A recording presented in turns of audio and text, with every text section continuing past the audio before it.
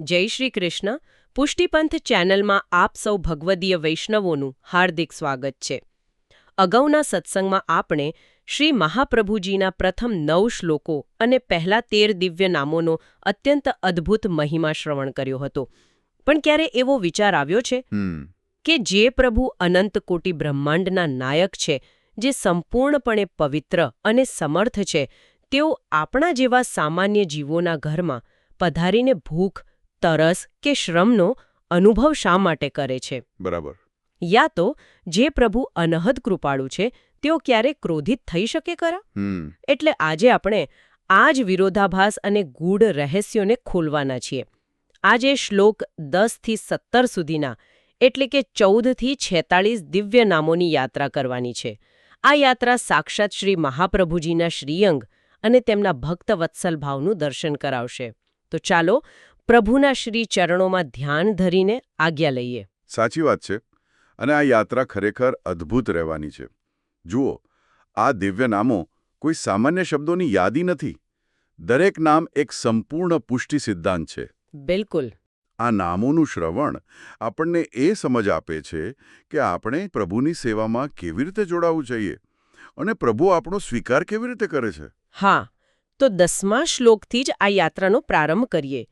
14મું નામ છે અંગીકૃત્યૈવ ગોપીશ્વલ્લભીકૃત માનવ. આનો અર્થ એવો થાય છે કે જેઓ માત્ર પોતાના શરણમાં લેવાથી જ કોઈ સામાન્ય જીવને પણ શ્રી ગોપીજન વલ્લભ પ્રભુને અત્યંત વહાલો કરી દે છે. પણ અહીં શરૂઆતમાં જ એક મોટો પ્રશ્ન ઊભો થાય. કોઈ સામાન્ય જીવ જે કદાચ દોષોથી ભરેલો હોય, જેનામાં ભક્તિનું સિંચન પણ પૂરતું ન થયું હોય, તે માત્ર શ્રી મહાપ્રભુજીની શરણાગતિ સ્વીકારવાથી સીધો શ્રી ગોપીજન વલ્લભ પ્રભુને કેવી રીતે વહાલો બની શકે? એટલે આ પ્રક્રિયા પાછળનું રહસ્ય. આ પ્રશ્ન પુષ્ટિમાર્ગના પાયાનો પ્રશ્ન છે. અને આનો ઉત્તર આપણને તરત જ આગળના નામોની શૃંખલામાં મળી જાય છે. જુઓ, 15મું નામ છે અંગીકૃતૌ સમર્યાદ. એટલે કે જીવોનો અંગીકાર કરવામાં જેઓ મર્યાદા માર્ગનું પાલન કરે છે. પણ અસલ રહસ્ય તો 16મા અને 17મા નામમાં છુપાયેલું છે. અચ્છા. હા, 16મું નામ છે મહાકારુણિક, જેનો અર્થ થાય છે જીવો પર અત્યંત કરુણા કરનારા, દયાના અફાટ સાગર. અને તેની જ સાથે જોડાયેલું 17મું નામ છે વિભુ, અર્થાત સર્વસમર્થ પ્રભુ. એટલે કે અહીં કરુણા અને સામર્થ્ય બંનેનો સંગમ જોવા મળે છે. માત્ર કરુણા હોવી પૂરતી નથી, ખરું ને? બિલકુલ, બરાબર પકડ્યું તમે. આ જ સમજવા જેવો મુદ્દો છે. જો માત્ર કરુણા હોય ને, તો કદાચ કોઈના દુઃખ પ્રત્યે સહાનુભૂતિ થઈ શકે, પણ તેનો ઉદ્ધાર ન કરી શકાય. હા, અને જો માત્ર સામર્થ્ય હોય તો તે કઠોરતામાં પરિણામી શકે. સાચી વાત. પરંતુ શ્રી મહાપ્રભુજી મહાકારુણિક છે, એટલે તેઓ જીવોના દોષો જોયા વગર જ દયા કરે છે. અને તેઓ વિભુ છે, તેથી તેમની પાસે એવું પ્રચંડ સામર્થ્ય છે કે તેઓ સાવ પામર જીવને પણ પવિત્ર કરીને સીધા પ્રભુની સેવામાં જોડી શકે.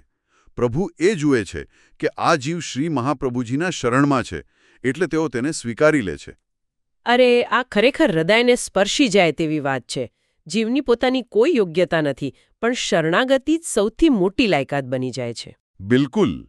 આગળ 11મા શ્લોકમાં 18મું નામ આવે છે અદેય દાન દક્ષ.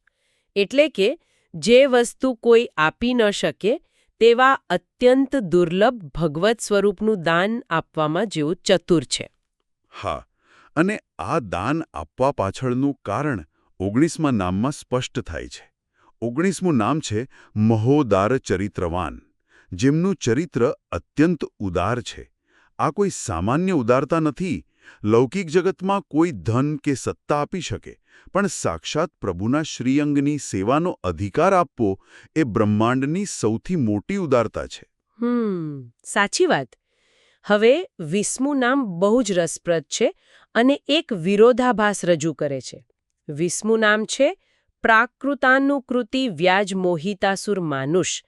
એટલે કે જેઓ પોતાની લૌકિક ચેષ્ટાઓ રૂપી બહાના વડે આસુરી જીવોને મોહિત કરે છે. બરાબર. અહીં મનમાં ભારે દ્વિધા થાય. જો પ્રભુ સર્વોચ્ચ છે, તો પછી કોઈ સામાન્ય મનુષ્ય જેવો દેખાવ કરવાની, આ પ્રકારની લૌકિક ચેષ્ટાઓ કરવાની જરૂર શા માટે પડે છે? જુઓ, આ પુષ્ટિમાર્ગીય ભક્તિ મનોવિજ્ઞાનનો બહુ જ ઊંડો સિદ્ધાંત છે. જ્યારે પ્રભુ આપણા ઘરમાં સેવામાં બિરાજે છે ત્યારે તેઓ આપણી પાસે સેવા સ્વીકારે છે. પ્રભુ ભૂખ્યા થાય છે એટલે આપણે ભોગ ધરીએ છીએ. તેમને શ્રમ પડે છે એટલે આપણે પંખો કરીએ છીએ. જારીજીમાં જળ ભરીએ છીએ. હા, એટલે બહારથી જોનાર સામાન્ય વ્યક્તિને તો આ બધી મનુષ્ય જેવી લૌકિક ચેષ્ટાઓ જ લાગે. બિલકુલ. પણ આવું શા માટે? કારણ કે પ્રભુ પોતાના દિવ્ય સ્વરૂપને આસુરી જીવોથી એટલે કે જેમના હૃદયમાં શુદ્ધ ભાવ નથી તેમનાથી છુપાવવા માંગે છે. ઓહો! અર્થાત આ એક પ્રકારનો આધ્યાત્મિક પડદો છે? હા, એક પડદો છે, એક વ્યાજ એટલે કે બહાનું છે. જો પ્રભુ પોતાના પૂરા દિવ્ય તેજ સાથે પ્રગટ થાય તો લોકો ભક્તિથી નહીં પણ ચમત્કારથી આકર્ષાઈને આવે. અભક્ત જીવો પ્રભુને માત્ર કોઈ સામાન્ય મૂર્તિ સમજશે.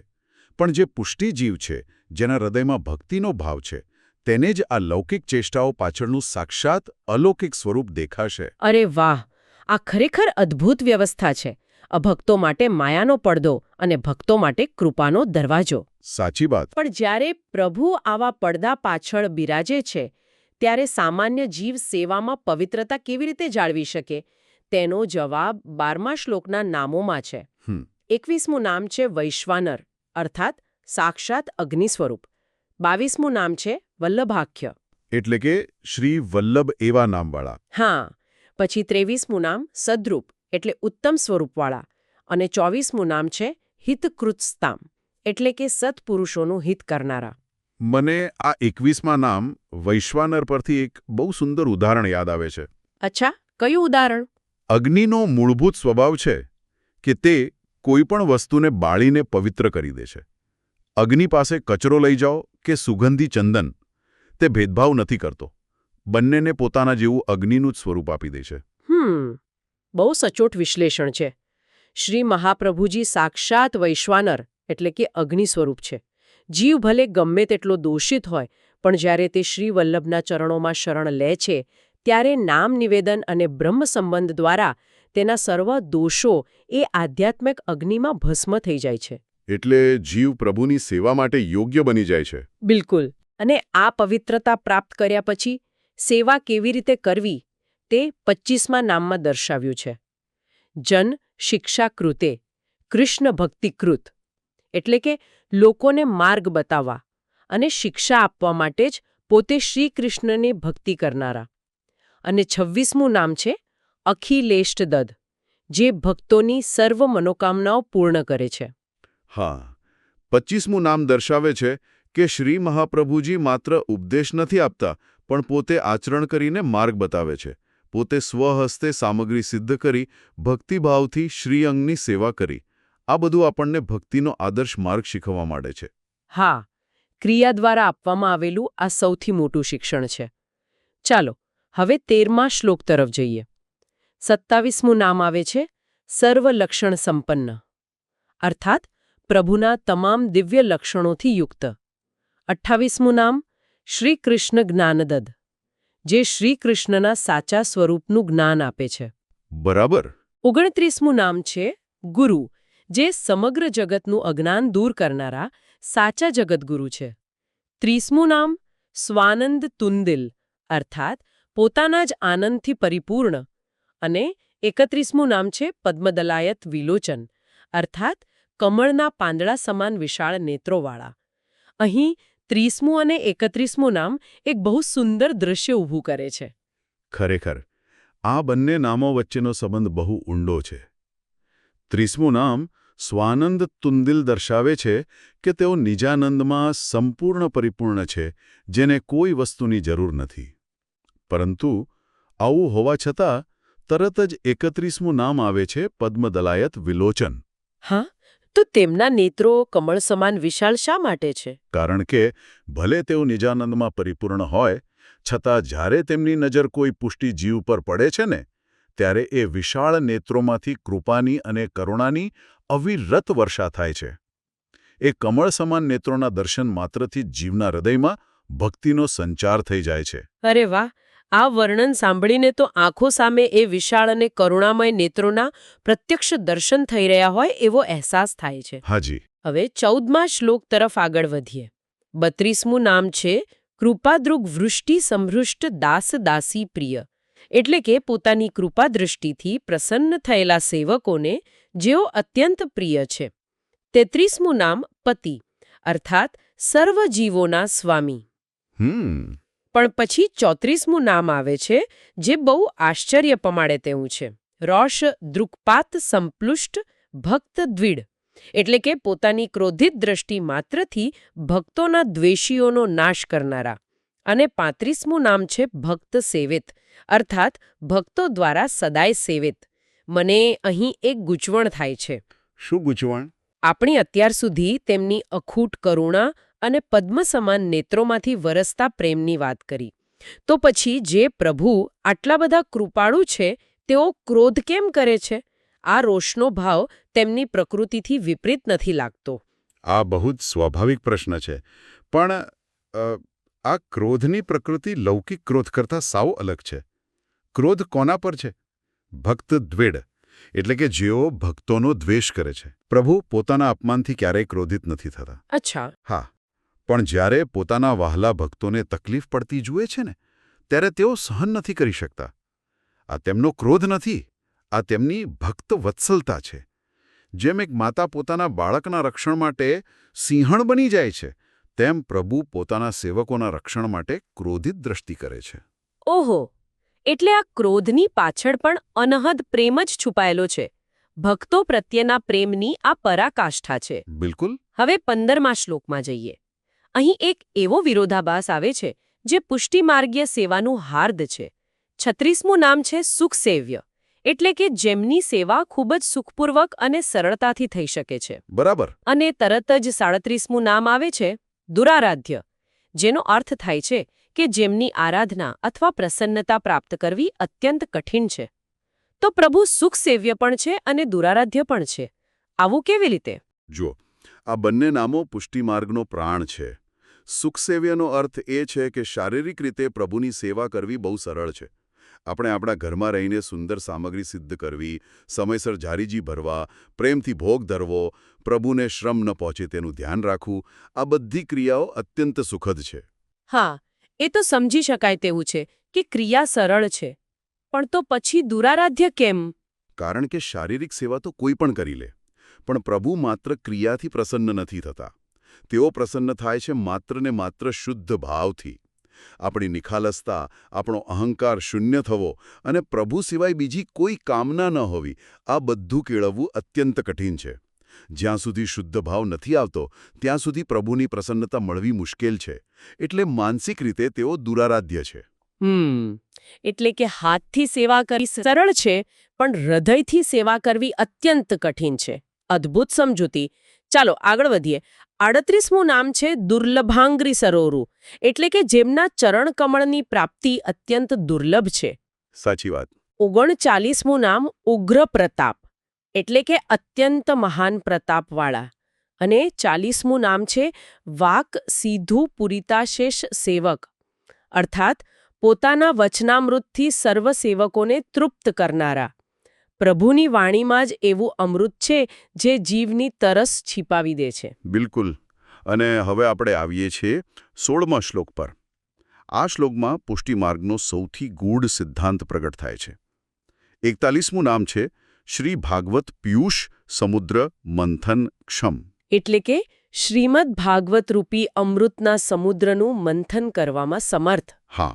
અને 42મું નામ છે તત્સારભૂત રાસશ્રી ભાવપૂરિત વિગ્રહ અર્થાત ભાગવતના સારુરૂપ રાસલીલાની ગોપીઓના ભાવથી જેમનું શ્રીઅંગ સંપૂર્ણપણે પરિપૂર્ણ છે. અહીં આ સમુદ્ર મંથનની વાત બહુ જ શક્તિશાળી કલ્પના છે. પૌરાણિક કથા મુજબ તો ક્ષીરસાગરનું મંથન થયું હતું, પણ શ્રી મહાપ્રભુજીએ અહીં કયા સમુદ્રનું મંથન કર્યું? અરે, શ્રી મહાપ્રભુજીએ કોઈ ભૌતિક સમુદ્રનું મંથન નથી કર્યું. તેમણે સાક્ષાત શ્રીમદ ભાગવત રૂપી જ્ઞાન અને ભક્તિના અફાટ સમુદ્રનું મંથન કર્યું છે. પોતાના દિવ્ય જ્ઞાન અને ભક્તિરૂપી રવૈયાથી આખા ભાગવત મહાપુરાણને વલોવ્યું છે. તો પછી એ મંથનમાંથી કયું અમૃત પ્રાપ્ત થયું? એમાંથી જે અમૃત નીકળ્યું ને તે ગોપીભાવ અને રાસલીલાનું ચિદાનંદ અમૃત હતું. 42મું નામ આ જ વાતની પુષ્ટિ કરે છે. આખા ભાગવત મંથનનો જે સાર છે તે ગોપીઓનો પ્રભુ પ્રત્યેનો અખૂટ પ્રેમ છે. હા, ગોપીઓનો એ નિસ્વાર્થ પ્રેમ, એ નિખાલસ ભાવ એ જ ભક્તિનું અંતિમ લક્ષ્ય છે. બિલકુલ. હવે આપણે 17મા શ્લોક તરફ જઈએ. 43મું નામ છે સાન્નિધ્ય માત્ર દત્ત શ્રી કૃષ્ણ પ્રેમા, અર્થાત માત્ર સમીપ આવવાથી જ જીવને શ્રી કૃષ્ણનો પ્રેમ પ્રદાન કરે છે. 44મું નામ વિમુક્તિદ, એટલે કે લૌકિક બંધનોમાંથી મુક્તિ આપનારા. બરાબર. 45મું નામ છે રાસલીલેક તાત્પર્ય. રાસલીલા જ જેમના સ્વરૂપનું એકમાત્ર તાત્પર્ય છે. અને આજના સત્સંગનું છેલ્લું 46મું નામ છે કૃપયૈ તત્કથાપ્રદ, એટલે કે પોતાની મહાન કૃપાથી જ આ દિવ્ય લીલાઓની કથાનું દાન કરે છે. અહીં તો એ વાત સ્પષ્ટ થાય છે કે આપણે જે આજે આ ગૂઢ નામો વિશે ચર્ચા કરી રહ્યા છીએ તે પણ આ 46મા નામની જ પ્રત્યક્ષ કૃપા છે. જો પ્રભુની કૃપા ન હોત તો આપણા જેવા સામાન્ય જીવોને આ કથા સાંભળવાનો લાભ જ ક્યાંથી મળત? સાવ સાચી વાત કહી તમે. સત્સંગમાં બેસવું કે આ દિવ્ય નામોનો અર્થ સમજવો એ માત્ર કોઈ બૌદ્ધિક પ્રયત્નોનું પરિણામ નથી. જ્યારે પ્રભુ પોતે ઈચ્છે, જ્યારે તેઓ પોતાના શ્રીઅંગમાંથી કૃપયૈ તત્કથાપ્રદ બનીને કૃપાની વર્ષા કરે, ત્યારે જ કોઈ જીવના હૃદયમાં આ ભાવ જાગૃત થાય છે. હાજી, આજના સત્સંગ દ્વારા શ્રી મહાપ્રભુજીના દિવ્ય સ્વરૂપના કેટલાય અજાણ્યા પાસાઓ ઉજાગર થયા. બિલકુલ. આ દિવ્ય નામોનો મહિમા સમજ્યા પછી એક અત્યંત સુંદર વિચાર મનમાં આવે છે. આપણે જ્યારે પણ આપણા ઘરમાં પ્રભુની સેવામાં બિરાજીએ, સામગ્રી સિદ્ધ કરતા હોઈએ યા તો જારી જીવા જળ ભરતા હોઈએ, ત્યારે તે માત્ર યાંત્રિક ક્રિયા બની રહેવાને બદલે આ 46 દિવ્ય નામોમાંથી કોઈ પણ એક નામનું સ્મરણ જો હૃદયમાં થતું રહે તો સેવાનો ભાવ કેટલો દિવ્ય બની જાય. બહુ જ સુંદર વાત કહી. વિચારો, પ્રભુને શ્રમ પહોંચાડતી વખતે પદ્મદલાયત વિલોચન નામ યાદ આવે અને પ્રભુના એ વિશાળ કરુણાથી ભરેલા કમળ સમાન નેત્રોનું માનસી દર્શન હૃદયમાં થાય તો. હા, જો આ રીતે એક પણ નામનો ભાવ આપણી સેવાની ક્રિયા સાથે જોડાઈ જશે ને, તો આપણી સુખ સેવ્ય શારીરિક સેવા ચોક્કસ એ ઊંચાઈ પર પહોંચે જ્યાં પ્રભુની સાચી પ્રસન્નતા પ્રાપ્ત થાય. આ નામો માત્ર શ્રવણ કરવા માટે નથી, સેવામાં જીવવા માટે છે. બિલકુલ, આ નામો સેવા માટે જ જીવવા માટે છે. આ પુષ્ટિપંથ વિડિયો દ્વારા મારો આ એક નાનકડો નમ્ર પ્રયાસ હતો કે હું આપ સૌ વૈષ્ણવો સાથે આ જ્ઞાન શેર કરું. જો મારાથી કોઈ ભૂલ થઈ હોય તો મને ક્ષમા કરશો અને કોમેન્ટ્સમાં જણાવશો, જેથી આપણે સુધારો કરી શકીએ. આ વિડિયો કૃપા કરીને વોટ્સએપ પર શેર કરો, જેથી અન્ય વૈષ્ણવો પણ આ જ્ઞાન મેળવી શકે. અને કૃપા કરીને નીચે કોમેન્ટ કરો અને સૂચવો કે અમારે અમારા આગામી વિડિયોમાં કયો વિષય કવર કરવો જોઈએ. જય શ્રી કૃષ્ણ.